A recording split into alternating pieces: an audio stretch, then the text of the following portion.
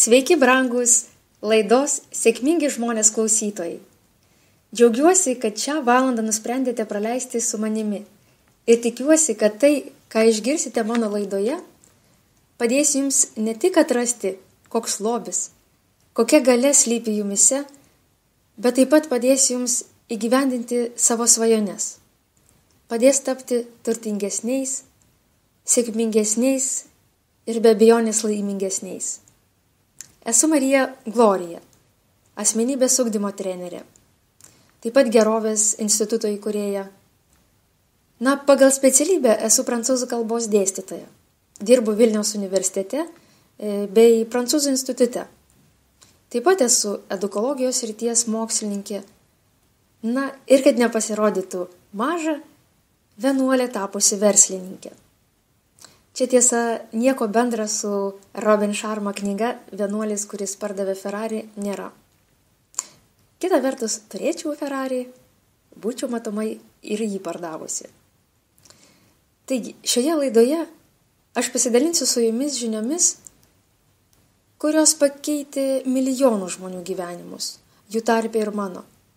Pasidalinsiu technikomis, metodais, kuriuos lengvai galėsite pritaikyti savo kasdieniame gyvenime, kad jis nušvistų naujomis, šviesiomis spalvomis, kad jumise kirbančios svajonės realizuotųsi ir jūs pagaliau pasijustumėte gyvenantis pilnavertį gyvenimą.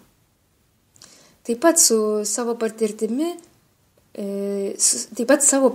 su jumis dalinsis sėkmingi verslininkai, besidarbuojančios mamos, energija ir gyvenimo džiaugsmu trykštantys žmonės, iš kurių tikrai yra ko pasimokyti. Nes jie yra lygiai tokie pat žmonės, kaip jūs ir aš, be išskirtingio antgamtinių gabumų ar atsitiktinių sėkmių lydimos asmenybės. Todėl jų žmogiška patirtis ir pasiekimai yra akivaizdus įrodymas, kad mums nėra negalimų dalykų. Viskas yra įmanoma, tai reikia patikėti savo svajone, imtis veiksmų ir nuolat tobulėti. Nuolat tobulėti tai matomai vienas svarbiausių dalykų, kad mūsų sėkmė, mūsų svajonės nenutrūktų, kad svajonė gintų svajonę ir mūsų gyvenimas iš tikrųjų būtų kupinas džiaugsmo.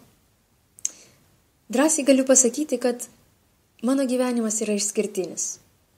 Nes toks be abejonės yra kiekvieno iš mūsų gyvenimas. Tai unikali nepakartojama kelionė, kurioje gausu netikėtumų, pavojingų vingių, nuostabių vaizdų ir išgyvenimų. Žinoma, yra ir skausma bei nelaimių, tačiau kupina džiaugsmo, meilės ir laimės. Kokia bus ši kelionė priklauso tik nuo mūsų pačių, nuo požiūrio į mus ištinkančius dalykus, nuo pasirinkimų, kuriuos darome kiekvieną mielą dieną. Kažkas labai gražiai pasakė, kad kiekvienos dienos įvykiai ir mūsų priimti sprendimai lyg mozaika dėliojasi į paveikslą, kurį išvystame tik tuomet, kai mūsų gyvenime įvyksta staigus ir netikėtas pasikeitimas. Nesvarbu, ar jisai geras ar blogas, skausmingas. Po kiekvieno atrodytų didelio įvykio iš tikrųjų visada slypi daug mažų mozaikos akmenėlių. Todėl šiandien jums norėčiau papasakoti vieną didelį savo gyvenimo įvykį, kuris įvyko mažesniųjų dėka. Taigi, šiandien norėčiau jums papasakoti, kaip aš iš vienuolės tapau verslininkė. Savo pasakojimą apie mano iki šiandien nueitą kelią pradėsiu nuo vaikystės, kai man suėjo 8 metai. Tuomet svajojau, kad užaugusi sukursiu šeimą, susilauksiu bent jau 5 vaikų, turėsiu didelį namą ir padėsiu visiems mano apylinkėse vargingai gyvenantiems žmonėms. Puikiai prisimenu savo to meto didžiausią svajonę. Ruošiausi įkurti benamiams milžiniškus rūmus, kuriuose jie galėtų darbuotis ir rūpintis ne tik vienas kitu, bet ir beglobiais gyvūnais, bei padėtų kitiems panašaus likimo draugams stotis ant kojų. Ši svajonė priklausė vaikui, kurio didžiausias autoritetas ir sektinas pavyzdys buvo motina Teresė. Tai buvo iš tikrųjų kilnūs norai, gražios svajonės, tačiau vieną dieną pabudusi saugusiųjų pasaulyje suvokiau, kad ne viskas taip paprasta, kaip norėtųsi. Atėjus laikui rinktis būsimą profesiją, ketinau tapti psichologe. Nors mokslai sekėsi gerai, netgi galiu pasakyti puikiai, įstoti į taip trokštamą psichologijos specialybę nepavyko. Pritrūko vos 0,0 balo iki nemokamos vietos, o mokėti tikrai tuo momentu neturėjau iš ko. Tuomet aš atkakliai ieškojau kitos profesijos, kuri man leistų vienaip ar kitaip padėti žmonėms. Ir taip nutariau tapti advokate. Pradėjau mokytis teisės ir gilindamasi į konstituciją, baudžiamąjį kodeksą, administracinę teisę įvairius teisės aktus, labai žavėjausi iš tikrųjų jų teiginių teisingumu. Ten, žinokit, surašyta kone visa Biblija. Kalbam apie asmens laisvės, teisės ir pareigas, žmonių lygybę, garbę ir orumą. Tačiau, išėjus iš universiteto bibliotekos, suvokiau, kad realiame gyvenime didžioji dalis tų gražių teiginių taip ir lieka užversti po knygų viršeliais. Jau girdite tikriausiai ne vieną kartą per televiziją, kaip įvairiomis intrigomis, kišininkavimais, kitais užkulisiniais dalykais kvepia mūsų teismai. Ir iš tikrųjų tai yra visiškai priešinga mano prigimčiai. Todėl po 2,5 metų teisės studijų vėl stovėjau gyvenimo kryžkelėje, ieškodama tikrojo savo pašaukimo. Ir pagaliau atradau jį. Su virpesiu širdyje, pradžioje tikrai nedrąsiai, tačiau vėliau su iškelta galva išdrąsau pasakyti, aš stoju į vienuolyną. Kardinalus sprendimas? Galbūt. Tačiau tuo metu man atrodė, kad pagaliau radau savo vietą po saule, savo pašaukimą šioje žemėje. Žinoma, mano šeima buvo sukrėsta ir pritarti man tikrai neskubėjo. Ypatingai mano tėtis, kuris jau matė mane teisininkę su dalykiniu kostiumėliu sėdinčią ir narpliojančią bylas.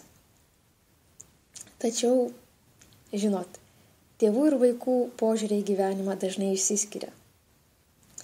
Tačiau kas man padėjo apsispręsti iš tikrųjų, ta mano ausį pasiekė mamos atsargiai ištarti žodžiai. Ji man sakė, aš manau, kad tu nenurimsi, kol nepabandysi eiti ten, kur kviečia tave tavo širdis.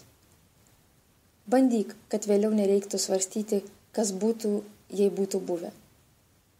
Ir aš pabandžiau. Pasirinkau Švento Jono kongregacijos vienuolyną, kurio formacijos namai buvo Prancūzijoje.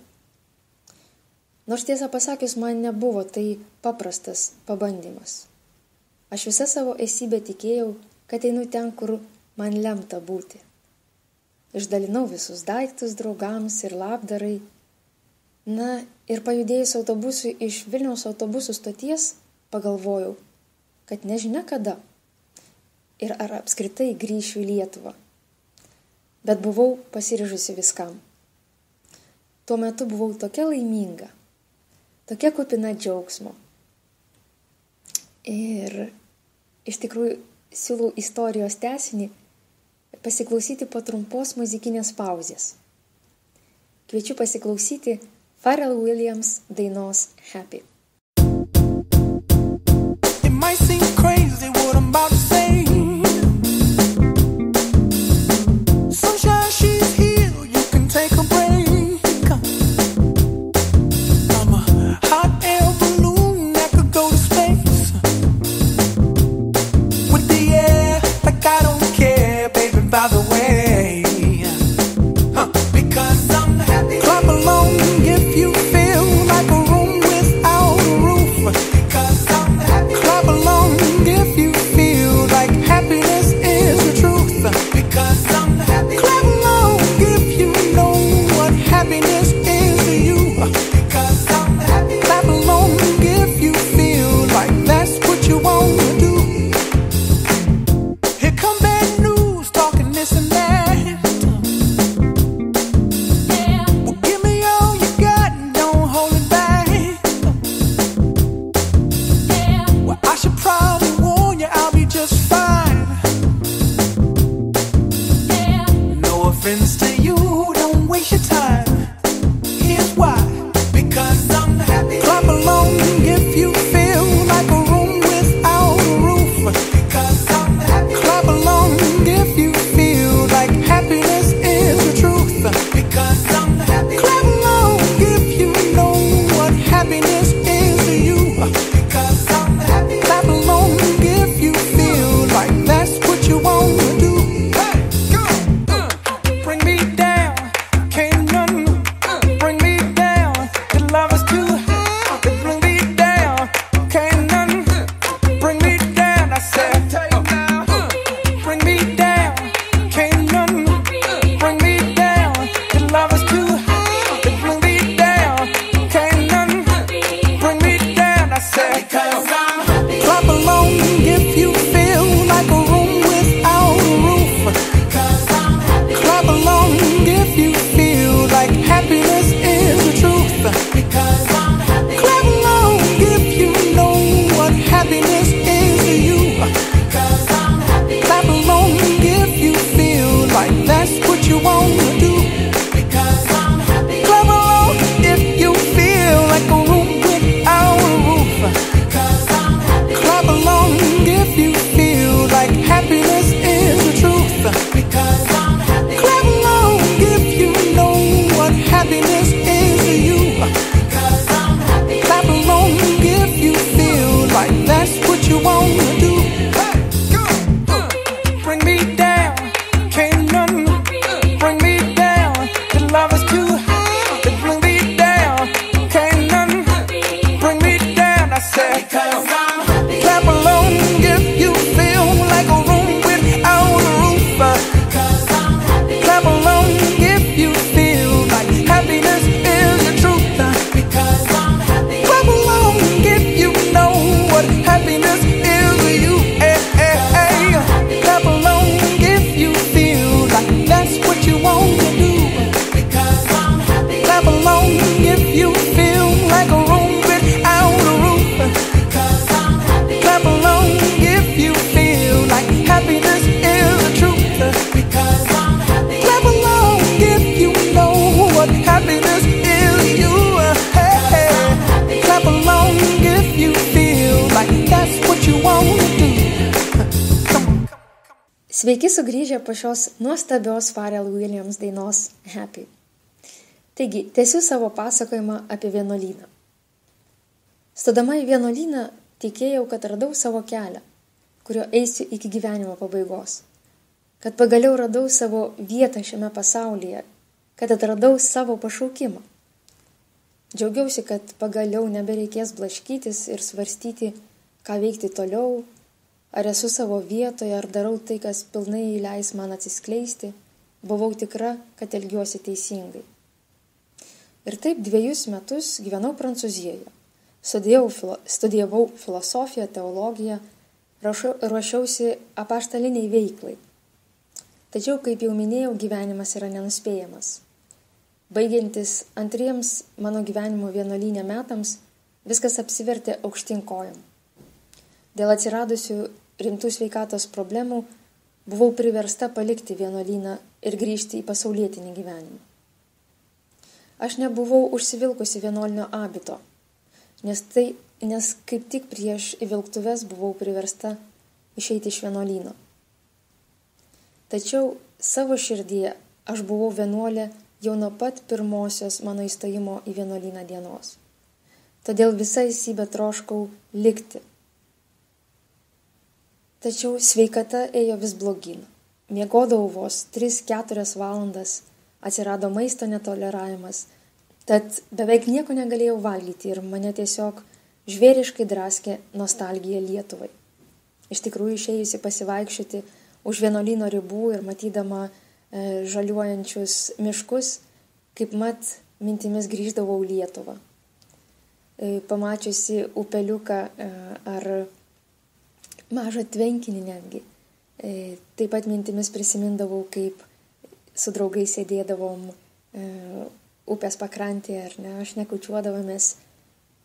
Ir iš tikrųjų tos gamtos trūko. Aplink vienuolyną jos yra pakankamai, tačiau išėjus į miestą, tarkim, išvažiavus, tenai nėra tokios gausios žalumos kaip Lietuvoje. Ir man tikrai labai trūko Lietuvos tuo momentu. Todėl pasirinkimo iš tikrųjų ir neturėjau, teko palikti vienuolyną. Tai galima prilyginti asmeniniam bankrotui, gražiausių svajonių žlugimui, kritimui į giliausią duobę, iš kurios tikrai nežinojau, kaip išsikapstysiu. Galbūt ir jūs šiuo metu išgyvenat kažką panašaus. Gal jums nesiseka darbe, ar jo tiesiog negalite rasti? Galbūt patyrėte tikrą finansinį bankrotą. Gal išgyvenate krizę šeimoje ar kovojate su ligomis? Galiu pasakyti tik vieną. Nenusiminkite, nes nėra padėties be išeities. Šis posakis ne veltui vadinamas liaudies išmintimi, nes jis yra patikrintas laiko ir žmonių patirčių. Šiuo momentu galiu tą patirtį prie šitos liaudies išminties pridėti ir aš. Savo patirtį. Tai kaipgi atsidūrus tokioje situacijoje elgiausi aš? Visų pirma, nurimau. Atsisėdau ir apsvaršiau, ką šiuo metu galiu padaryti pati. Turėjau dvasios tėvą ir žinoma tebeturiu ir dabar, kuris man anomis dienomis labai padėjo. Dvasios tėvas tai yra žmogus, vienuolis ar kunigas, kuris padeda eiti dvasinio tobulėjimo keliu, padeda rasti savo kelią dievop, padeda atrasti save kaip Dievo šedevrą, kuriam šioje žemėje yra skirta ypatinga vieta. Žinoma, man reikėjo ir draugų iš artimųjų rato pagalbos. Sutikau keletą patikimų žmonių, kuriems galėjau išsipasakoti ir pagaliau nusprendžiau kilti ir iš naujo kurti savo gyvenimą. Be abejonės, kaip jau supratote, nebe kitų pagalbos, nes vienam stotis ant kojų yra be galo sunku. Taigi išsitiesiau, nusišypsojau, nustojau gailėti savęs ir atsigręžiau į kitus. Grįžusi į Lietuvą, pirmosius metus paskyriau gyvenimui vaikų globos įstaigoje, kurią beje įkūrė Švento Jono kongregacijos broliai, anometinio arkivyskupo prašymų, nes iš tikrųjų tuo metu Lietuvoje buvo labai daug gatvėje gyvenančių vaikų. Taigi stengdamasi padėti tiems ten gyvenantiems vaikams, pamažu lindau iš savo pačios kiauto.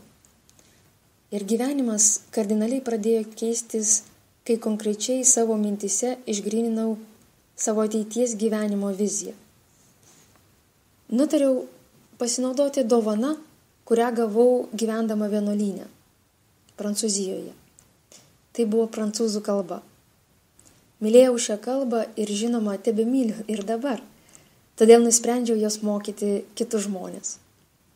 Pradėjau nuo privačių pamokų. Vėliau baigusi mokslus Vilniaus universitete, tam, kad galėčiau prancūzų kalbos mokyti didesnę žmonių auditoriją.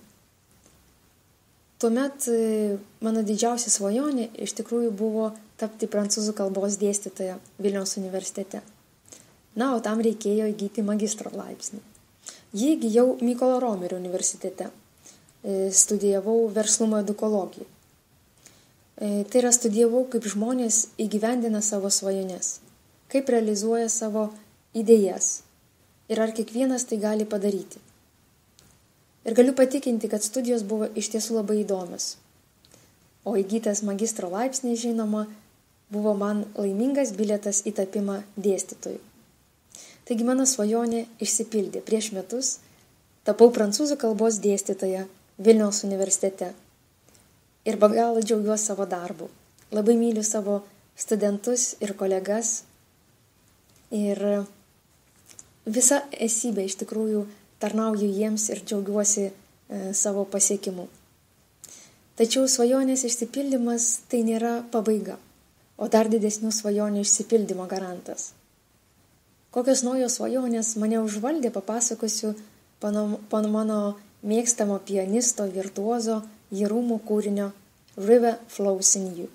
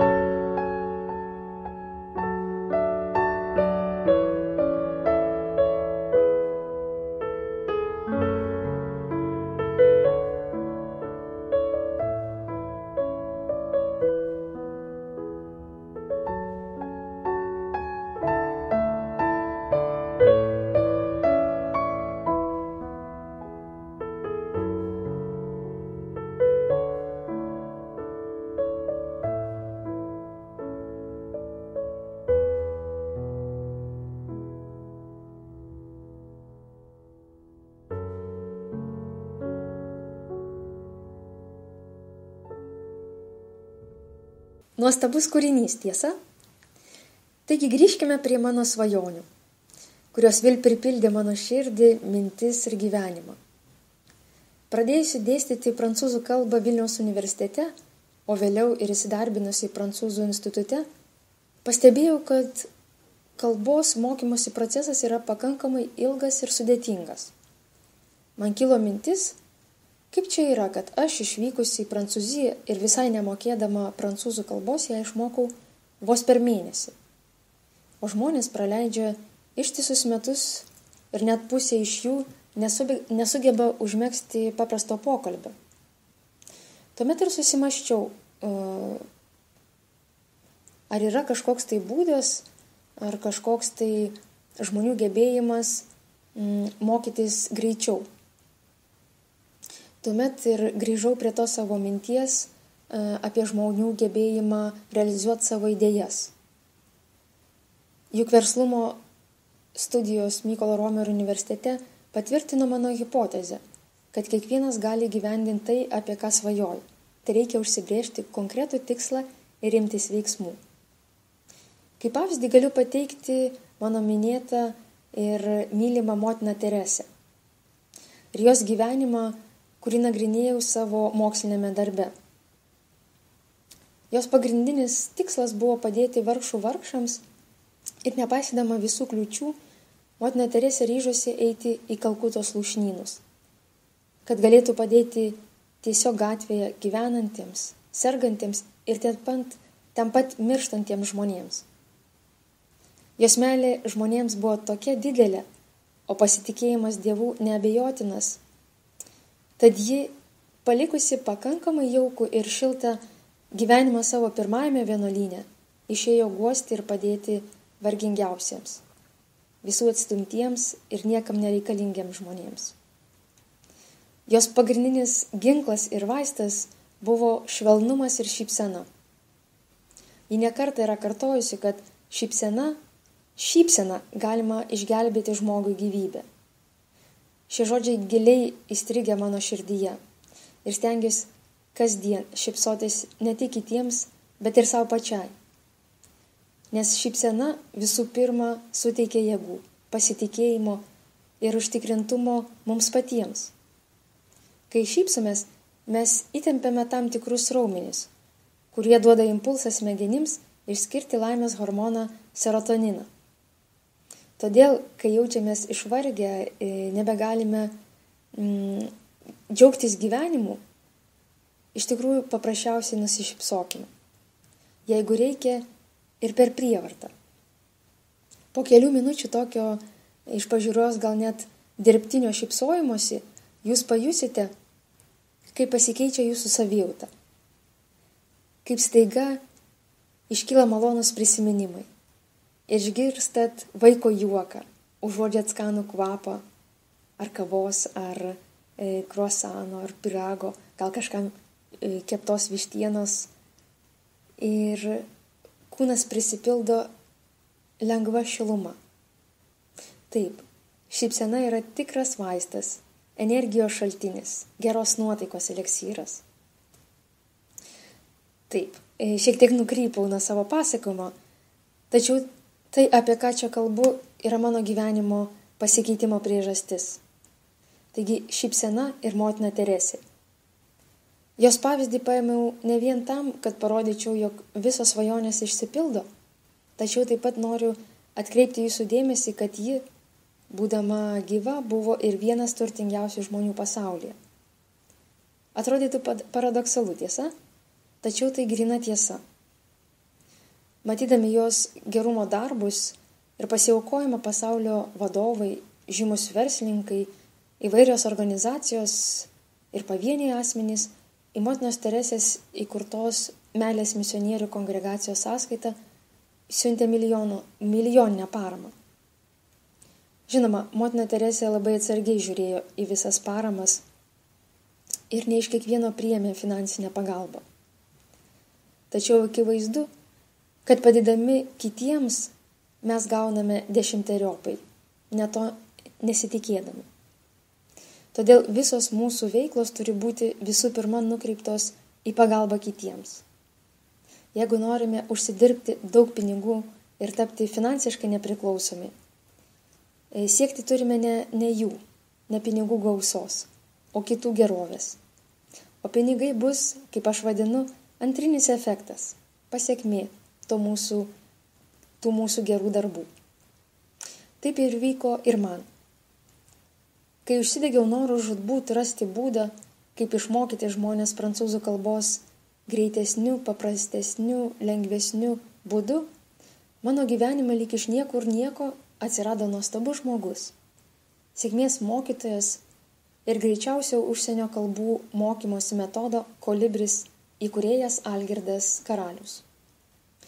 Jo padėdama pritaikiau Kolibri metodą prancūzų kalbai ir 2013 metų pavasarį tikrai su pasididžiavimu galiu pasakyti, kad mes pravedėm pirmuosius prancūzų kalbos Kolibrio mokymus.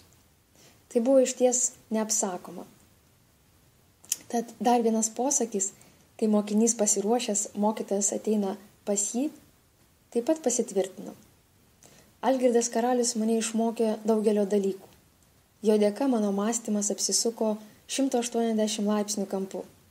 Jis išmokė mane plačiai mąstyti, drąsiai svajoti, ryžtingai veikti ir įgyvendinti savo idėjas. Esu tikrai dėkinga Dievui, kad šis žmogus atsirado mano gyvenime, kad tapo mano sėkmės mokytoju ir puikiu draugu. Jo dėka, kaip jau supratote, mano svajonių laukas prasiplėtė iki begalybės, o realizuotas Kolibri metodas tapo dar vienu įrodymu, kad viskas yra įmanoma. Dabar dar kartelį kviečiu trumpam išsiskirti muzikiniai pauziai su Celine Dion daina I'm Alive ir po jos papasakosiu savo dabartinę svajonę, kurios išsipildymo dalimi šiandien esate ir jūs.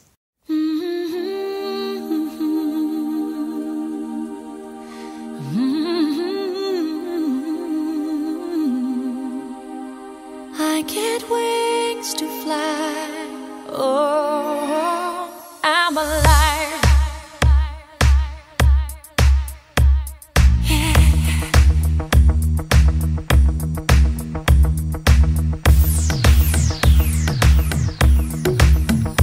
When you call on me, when I hear you breathe, I get wings to fly. I feel that I'm alive. When you look at me, I can touch the sky. I know that I'm alive.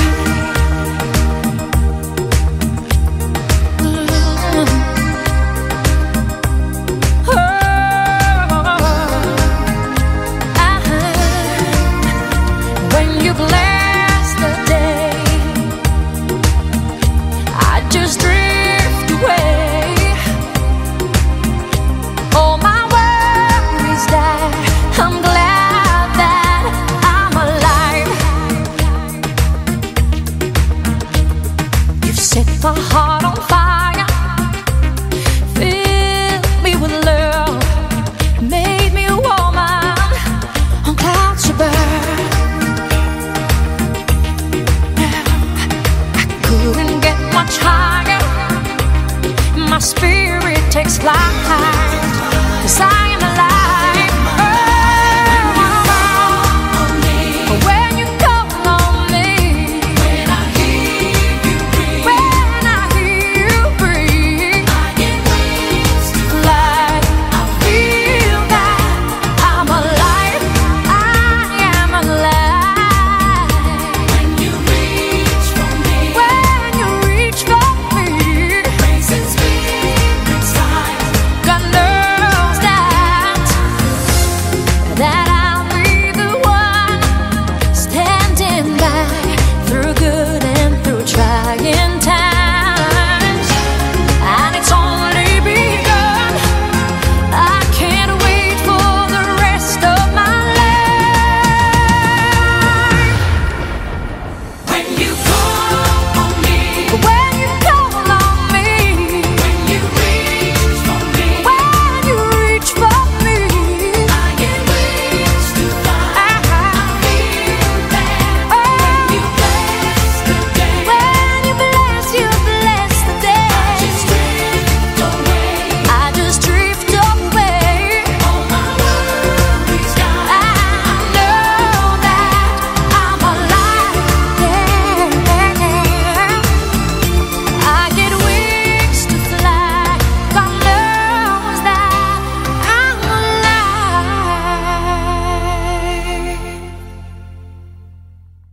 Na štai, po mano mylimos dainininkės Celine Dion dainos grįžkime ir vėl prie mano pasakojimo. Po susitikimo su Algirdu Karaliumi mano gyvenimas pradėjo keistis. Jame atsirado dar neregėtų spalvų. Susitikau su įvairiais daug gyvenimą pasiekusiais žmonėmis. Mano pažįstamų ratas ėmė plėstis ir naujos pažintys toliau keitė mano požiūrį į save, į įvykius, į aplinkinius žmonės. Anksčiau, turiu prisipažinti, kreivokai žiūrėjau į pinigus, į turtingus žmonės bei jų aplinką. Tačiau nuo tada pradėjau viską matyti kitomis akimis. Kai susipažinau su šiais žmonėmis iš arčiau, pamačiau, kokios didelės jų širdys. Supratau, kad toli gražu ne visi pasiturinti žmonės yra taip vadinami machinatoriai, nedorėliai ar banditai, kaip įprastai liaudyje vadinami turtingi žmonės. Klausydamas jų sėkmės istorijų, sužinau, kad dauguma šių žmonių anksčiau gyveno skurde, nepritekliuje, buvo žeminami tiek namuose, tiek mokykloje ir nepasižymėjo ypatingais gabumais. Tačiau juos visus vienyje keli dalykai, kuriuos jau ne kartą šiandien minėjau. Jie turėjo didelės svajones ir pasiryžo jas įgyvendinti, nepaisant to, ką kiti apie juos pagalvos. Jie aiškiai žinojo, ko nori, susidėliojo planą ir nuosekliai jo laikėsi, kol pasiekė to, ko taip troško. O pasiekę vėl stodavo, vėl svajodavo ir vieną po kitos įgyvendindavo savo svajones. Tai žmonės, kurie leidžia savo svajoti, kaip tai daro vaikai. Jie pasineria į savo veiklą ir neskaičiuodami darbo valandų, kaip vaikai žaidimo aikštelėje, siekia savo svajonės. Šis svajonės įgyvendinimo procesas iš tikrųjų susidūrimas su kliūtimis ir jų įveikimas yra jų varomoji jėga, malonumo šaltinis, gyvenimo džiaugsmas. Tai kaskart matydavau Algirdo karaliaus akyse, kai mes dirbom prie kolibri metodo. Taigi visi šie atradimai paskatino mane domėtis sėkmingų žmonių gyvenimais, jų sėkmės formulėmis, metodais. Ir per pastaruosius metus aš turėjau garbės susipažinti su tokiais žmonėmis kaip Anthony Robbinsas, vienas garsiausių ir geriausių pasaulio kaučerių. Dalyvavau jo įspūdingame 4 dienų seminare Išlaisvink savyje slypinčią galią, po kurio mano gyvenimas ir vėl kardinaliai pasikeitė ir tebesikeičia dabar. Atrandu iš tiesų neribotą savo galimybes ir mokausi iš Tonio Robbinso kolegų. Josepho McClellando, Asel Sidikovos, kuri beje jau ne vieną kartą buvo atvažiavusi į Lietuvą ir taip pat labai džiaugiausi, kad turėjau asmeninį susitikimą su ja, kuri iš tikrųjų taip pat yra labai švelnus, labai atviras žmogus ir pokalbį su ja iš tikrųjų tiesiog girdėjau Anthony Robbins žodžius. Anthony Robbins, galima sakyti, dvasia, nes ponas Robbins, kaip jį vadina, iš tikrųjų turi savyje dovaną uždegti žmonės. Jisai ne tai, kad motyvuoja kažko imtis daryti, bet jisai padeda žmogui pamatyti savyje beribės galimybės. Jisai parodo žmogų, kaip galima lengvai įveikti kliūtis, tiesiog tinkamai pakeitus savo mąstymą. Nes labai dažnai mes kažko nepasiekėm vien dėl klaidingų įsitikinimų, dėl kažkokių tai baimių, kurių iš tikrųjų nėra. Jos egzistuoja tik mūsų galvose. Taip, toks trumpas nukrypimas. Tai po Anthony Robbinso seminaro taip pat dalyvavau ir T. Harv Ekerio milijonieriaus mąstymo mokymuose, kur taipogi turėjau džiaugsmą susipažinti su jo mokiniais, vienas iš jų Markusas de Marija, kuris netrukus atvažiuos į Lietuvą, ir kitais Success Resource coacheriais. O šiuo metu dalyvauju to paties T. Harv Eker mokymo programoje tiesiogiai iš Amerikos, Kalifornijos miesto San Diego. Ir tikrai degu noru skleisti gaunamas žinias, paprastas kasdieniame gyvenime pritaikomas metodikas, kurios pakilės jūsų gyvenimą į kitą lygį. Nuoširdžiai dėkoju Lidijai Mačiūnienei už galimybę vesti šią laidą, nes jos dėka tos žinios, išmintis, kuriomis taip noriu dalintis, dabar pasieks daug didesnę žmonių auditoriją, nei tiesiog pokalbiai su pavieniais žmonėmis ar darbas grupelėse. Šiuo metu esu tikrai įsitikinusi, kad mano kaip asmenybės ugdymo trenerės darbas yra tiek pat svarbus žmonėms kaip motinos Teresės troškimas padėti vargšų vargšams. Nes net jeigu ant mūsų stalo nieko netrūksta, o šalia namo puikuojasi naujutnautėlaitis automobilis, tai dar nereiškia, kad iš tikrųjų esame laimingi. Laimė mums suteikia 2 dalykai. Tai žinojimas, kad esame mylimi ir gebėjimas mylėti kitą. Meilė gyvenime griauna užtvaras. Meilė užaugina sparnus, meilė pripildo mus svajonių. Tai lieka klausimas, kaip jas įgyvendinti. Nes kaip matėme, viskas yra įmanoma. Ir aš giliai širdyje esu įsitikinusi, kad esame gimę būti laimingais. Esame nusipelnę meilės. Ir mums skirta šį pasaulį palikti nors kruopelytę geresnį. Taigi laidai einant į pabaigą, noriu Jums pateikti 3 paprastus pratimus, kuriuos atliekant jūsų gyvenimo kokybė pagerės apčiuopiamai. Taigi pirmasis pratimas, kurį vadinu dėkingumo akimirka, yra štai toks. Jį geriausia atlikti ryte, vos išlipus iš lovos arba važiuojant į darbą automobilyje ar viešajame transporte. Tiesiog pagalvokite, už ką šiandien esate dėkingi. Dievui, visatai ar gamtai, nesvarbu, į kokią aukštesnę galią jūs tikite. Dėkingumo jausmas yra būdingas visiems sėkmingiems žmonėms. O dėkoti tikrai yra už ką. Už naują dieną, už tai, kad turite rankas ir kojas, už tai, kad jūsų širdys plaka ir kad galite mylėti, už čiulbančius paukščius, už vaikų juoką, už mylimą žmogų šalia, už gerai išlaikytą egzaminą ar skaniai pagamintus pietus. Dėkokite visos dienos eigoje ir pajusite, kad jūsų diena yra kupina nuostabių akimirkų, už kurias nedėkojant mes jas tiesiog prarandame. Antrasis pratimas, toks pat paprastas, bet lygiai taip pat veiksmingas. Jį galite atlikti netgi ir dabar pat. Jeigu šiuo metu sėdite, tiesiog atsistokite, ištieskite nugarą, pakelkite galvą, giliai įkvėpkite ir pasakykite savo, kokia nuostabi ar nuostabus esate. Garsiai ištarkite savo vardą ir pasakykite savo, kad mylite save, kad tikite savimi, kad esate tikras, jog jums nėra negalimų dalykų. Nusišypsokite ir pažvelkite į dangų, aukštyn. Kai jūsų žvilgsnis prasiplės, kai išvysite beribį dangų, pajusite, kad jis iš tikrųjų jums gyvenime padės įgyvendinti visas svajones. Šitą pratimą atlikit bent kartą per dieną ir jūsų pasitikėjimas savimi beregint kilstels. Žinoma, jeigu darysite šį pratimą dažniau nei kartą, tai pamatysite, kad rezultatai bus daug greitesni ir įspūdingesni.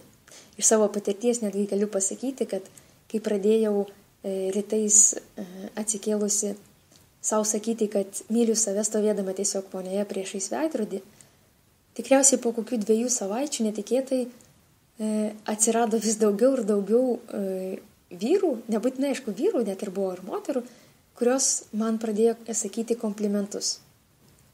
Anksčiau arba aš neatkreipdavau dėmesio, arba tiesiog galbūt netgi nuleisdavau akis, nenorėdama sulaukti dėmesio, o po šitų tokių pratimų, kai pajutau, kaip stipriai save myliu, ta meilė matomai spindesys pasimato išorėje iš tikrųjų. Net nematomai, o tikrai pasimato išorėje. Ir labai džiugu, kad vis daugiau žmonių iš tikrųjų pamato tai manyje ir nepasigėdėję padovanoti man komplimentą, kurį su iš tikrųjų dideliu nuoširdumu priimu.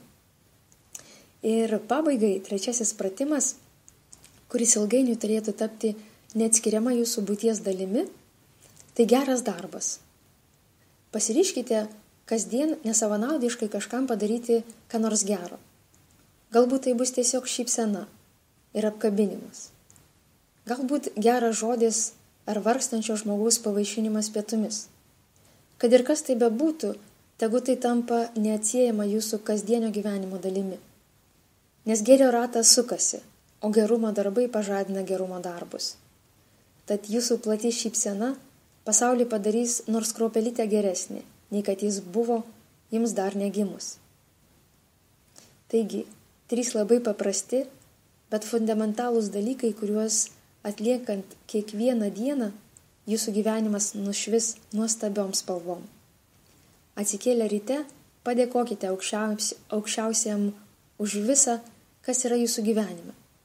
Tuomet pasidžiaukite savimi ir nepamirškite kartoti, koks esate savo nuostabus ir kaip mylite save.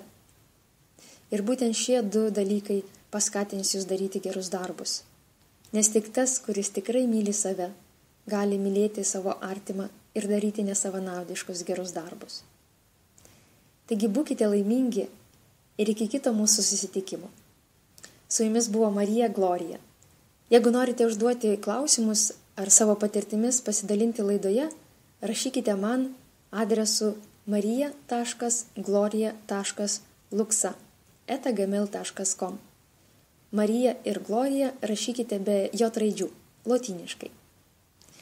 Palieku jūs šiandien su Hathaway daina Life. Būkite laimingi.